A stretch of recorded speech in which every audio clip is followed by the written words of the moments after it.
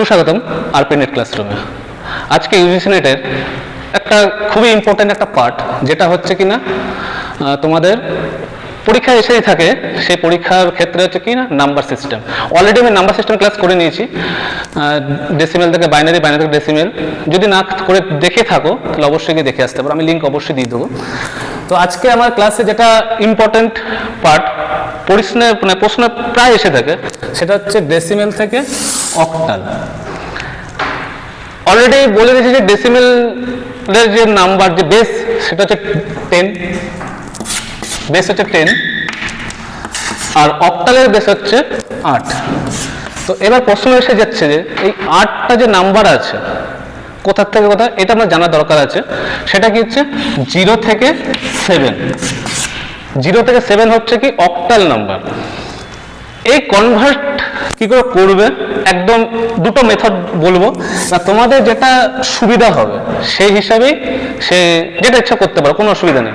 তো ডেসিমেল থেকে নাম্বার নিয়ে নিচ্ছি, ধরো 75। একদম যদি আমি প্রথাগত যদি সূত্রে যাই, যেটা মানে কি বলবো, যে নিয়মটা হচ্ছে গতানুগতিক নিয়ম, যদি সেই নিয়মে যাচ্ছে, সেই নিয়মটা করতে গেলে প্রথমে 75 লিখলাম। যেহেতু আমাকে অক্টালে যেতে হবে, সেই অক্টাল নাম্বারটা 8 দিয়ে আমাকে ভাগ করতে হবে, অ্যাজ যেটা আমরা করেছি হচ্ছে বাইনারি থেকে ডেসিমেলে করার সময়। 8 দিয়ে ভাগ করলে 5 8 40, 7 8 8 64, 8 9 72, তাহলে 9 দিয়ে চলে যাচ্ছে। রিমেনিং কত থাকছে? রিমেনিং থাকছে আমার 8 9 72, আমার 3। আবার 8 দিয়ে ভাগ করবো আমি, 8 একে 8 চলে যাচ্ছে, রিমেনিং আমার থাকছে 1। যেহেতু আমি 8কে আর ভাগ করতে পারবো না, যেহেতু ছোট এটা আমার, তো সেই হিসাবে আমি এখানে অ্যাজ ইট একটা চলে আসবো। আর অ্যাজ এ রুল আমাদের কি সবসময় নিচ থেকে উপরে লিখতে হয়।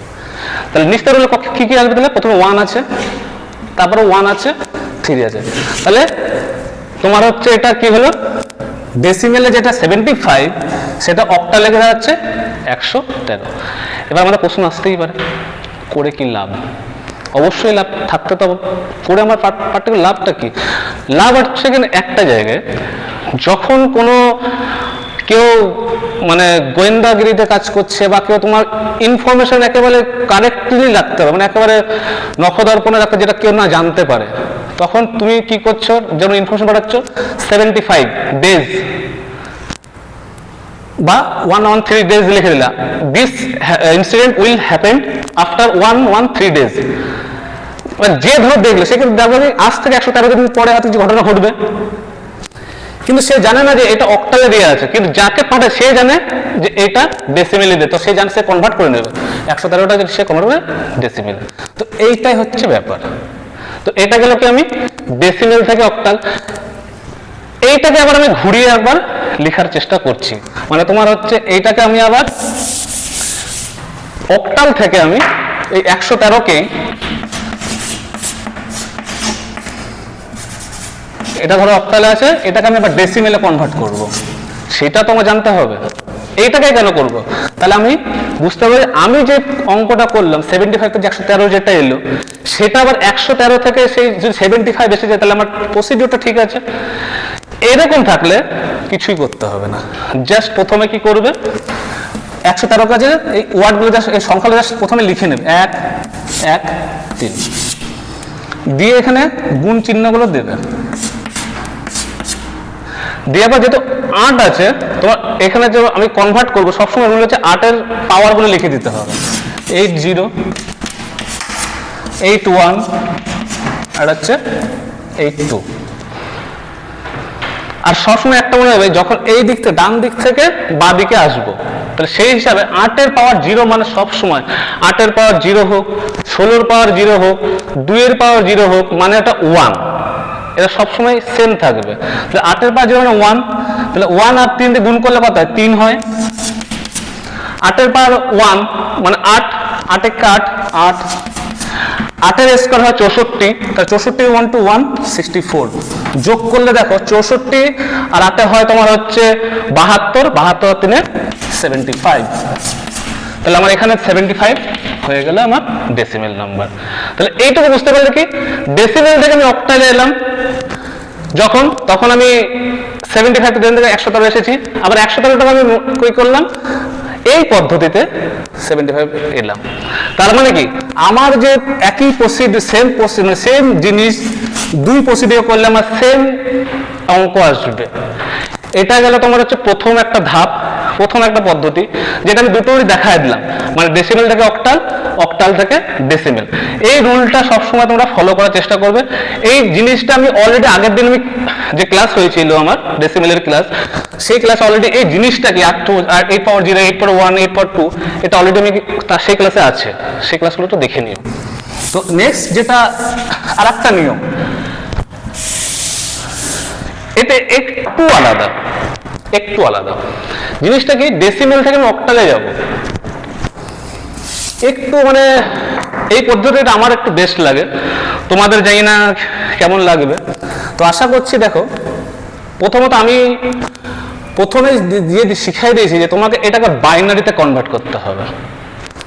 75 যেটা আছে 10 এটাকে বাইনারিতে কনভার্ট করা, সেই কনভার্ট কিভাবে করতে হয় আমি এখানেও দেখাই দিচ্ছি। ইভেন সেটা আরো ভালো করে বুঝবার জন্য তাহলে সেই যে ক্লাসটা আগের যে ক্লাস সেই ক্লাসটা দেখে নিতে হবে তোমাদের। তাহলে 75 আচ্ছা বাইনারিতে কনভার্ট আমি প্রথম একটা রুল হচ্ছে যেটা হচ্ছে তোমার 1 2 4 8 16 32 64 128 এইগুলো হচ্ছে কি আমরা দোকানে গিয়ে যে বলি যেমন 8 জিবি র্যাম দেন, 32 জিবি পেন ড্রাইভ দেন, কম্পিউটার কিন্তু এই ভাষায় বোঝে। তো প্রথমে আমাকে লিখতে হবে এগুলো সব পরপর লিখে নিতে হবে। জিনিসটা কিন্তু সব ডিসক্রাইব করা আছে আমার আগের ক্লাসে, তো আমি এখানে করতে যাচ্ছি না আমি।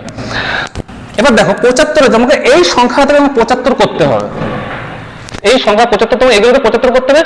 আর যেগুলো তোমার হচ্ছে লাগছে সেগুলোকে ইয়েস করবে, ইয়েস, আর যেগুলো লাগছে না সেগুলো নো।